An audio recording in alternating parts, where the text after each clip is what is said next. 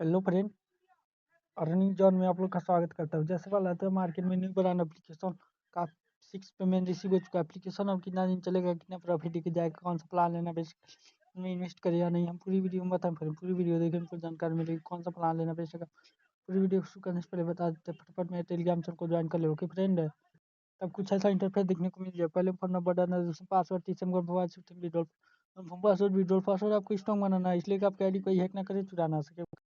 तब कुछ ऐसा इंटरफेस देखने को मिल जाए। देख सकते हैं मिनिमम डिपॉजिट 120 रुपये, मिनिमम डिपॉजिट 410 रुपये, मिनिमम विड्रॉल है आपका 120 रुपये। आइए देखते हैं इसमें कितने प्लान होते हैं। प्रेजेंट टाइम में इसमें टू टू प्लान, पहला प्लान है आपका 410 रुपये, डेली प्रॉफिट डेली विड्रॉल 100 रुपये कर सकते हैं। दूसरा प्लान सबका 1400, डेली प्रॉफिट डेली विड्रॉल 360 रुपये कर सकते हैं। सब एप्लीकेशन में मिस मत करिए। एप्लीकेशन कम से कम 10 से 15 वो कोई प्रॉब्लम होती है तुरंत जाकर मुझे SMS कर, तुरंत उसका सोल्यूशन निकाल के दे देंगे। All the best friend.